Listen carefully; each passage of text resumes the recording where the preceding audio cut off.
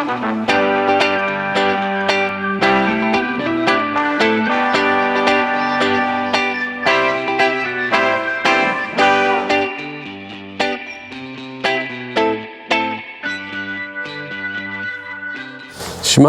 croeso, welcome along to another Wayward Welshman. This is a series of videos that follows a heritage trail around the Vale of Glamorgan, inspired by my local lockdown walks.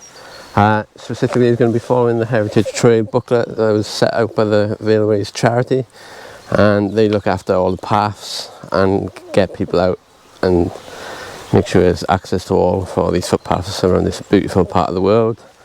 So it follows this booklet, as I said, and it takes in lots of points of interest all around the Vale of Glamorgan, and it's a massive circular route that takes it all in. So today is section 4, and we're going to be starting in Porthkerry. As you can see, the old railway bridge that comes out of the tunnel. Starting here in Porthkerry, and then we're going to go into Barry. There's a few points of interest there. Before dropping down to the coast for the first time, and then we follow the coast all the way to Rhoose, where this section ends. So let's go.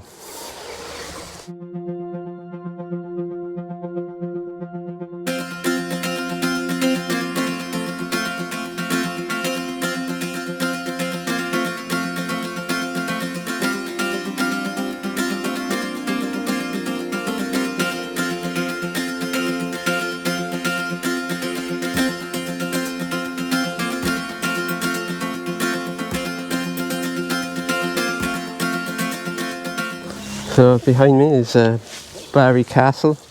It's a 13th century fortified manor, and it is restored to how it is today in the late 1960s.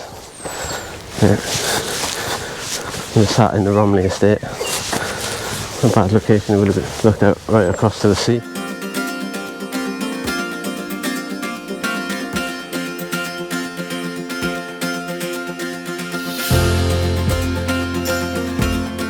So behind me is the Gorsef stones. Now they were put here to commemorate the Eisteddfod being held in Barry in 1920. Apparently they were quarried in a quarry in a place called Caddiston, which is the eastern end of Barry. Nice little way to commemorate such a big event in Wales. We love our Eisteddfods. I think in the next section we go past the birthplace of one of the founders of the Eisteddfod, or the Gorsef Eisteddfod, didn't they? So, yeah, nice.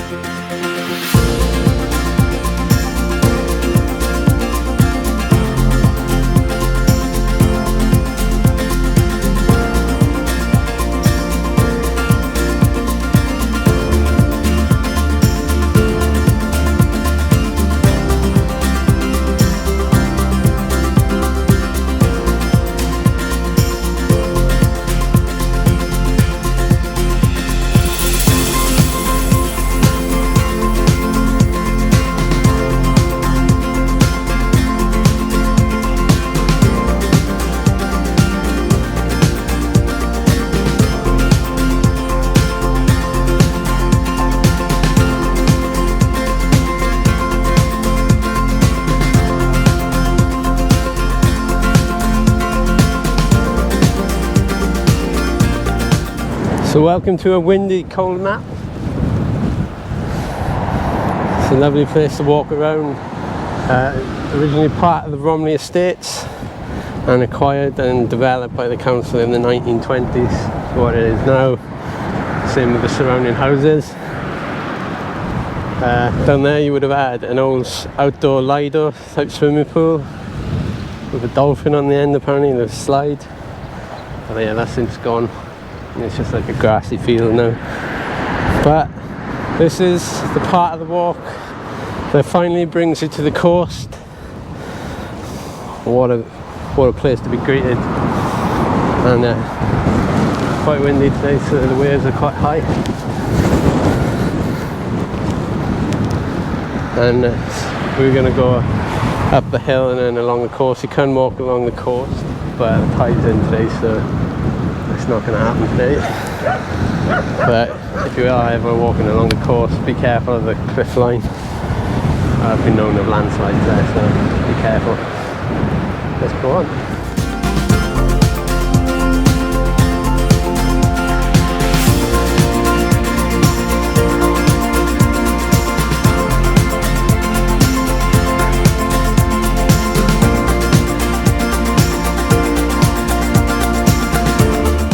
So behind me is the old Roman house. Thought to have been either a chandler's store or even a guest house, which would have formed part of the old Roman port that was based here. I imagine the coastline was a bit further out back then. All the years of eroding, but now what a place to have a guest house. Looking out at that. Lovely.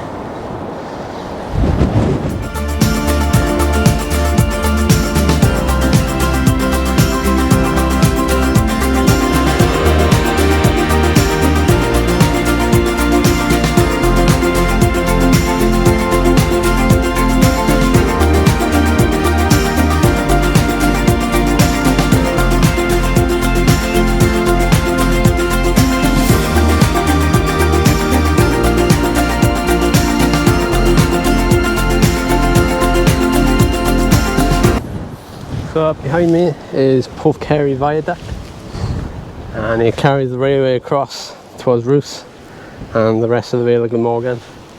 And it was built back in 1896, and rather surprisingly it was opened the following year in 1897. But maybe it was built that a little bit too quick back then, because the following year, 1898, they had to close again because of subsidence, which is a shame. But it's a test of brilliant British engineering and a stunning location for it too. But we're on now.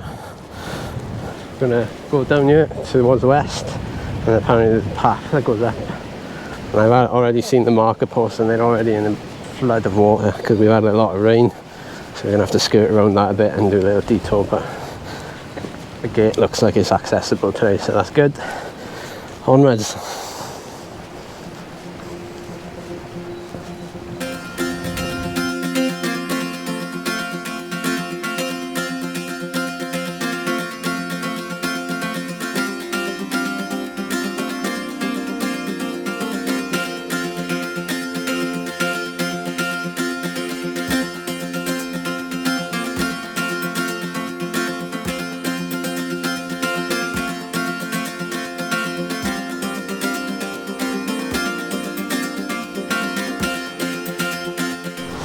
So I just come out through the woods, the clearing there. I'm in a bit of a clearing.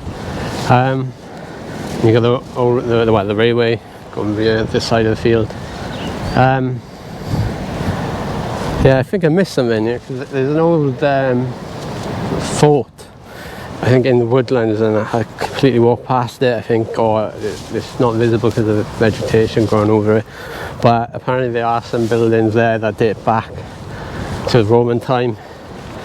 I'm going to have a look on the internet now to see if I can find any images of that, because then maybe you can have a look and show me it in a future video or something.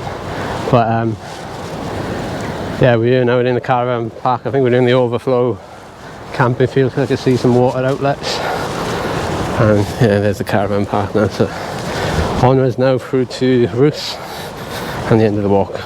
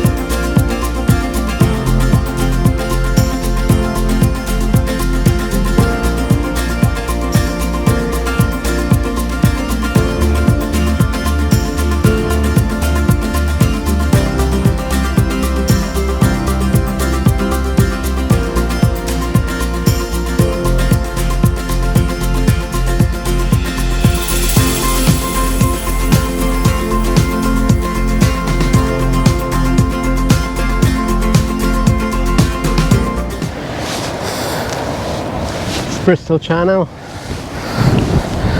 and this set of stones tell us we're at Rhoose Point. Now Rhoose Point is the most southerly point on mainland Wales, so if you're on this route, this is as far south as you're going to get, and it's the same if you're on the Wales coastal path. This is the southernmost part of the route, and obviously with them they go all the way along the coast and up to Anglesey and Holyhead, which has got the most northerly point of Wales. But look at this, the sun's come out as well for it. Right, yeah, look, you can see how windy it is. It's a good day to be out. Oh yeah, sun. Woo-woo. All right. Yeah, but most southerly point of Wales. So we're going to carry on now. We're going to hug the coastline for a little bit longer, not much longer, and then we're going to leave it for a little bit and then head north inland towards Rhoose, which you can just see in the distance there, and then from there section 5 begins and we go further inland again. But this isn't the end of the course, we come back to it on a later section. I'm not sure what section number it is, but it's round about Nash Point, and we walk along that pretty much until we get to Ogmore. So that's exciting. I'm looking forward to those sections, but it's nice to be by the sea and I love it. Onwards.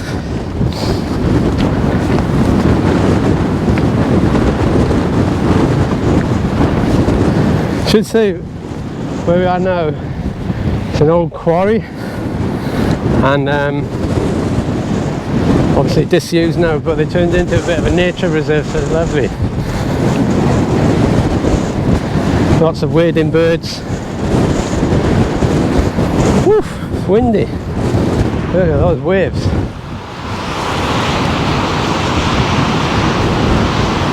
Wow. Gosh.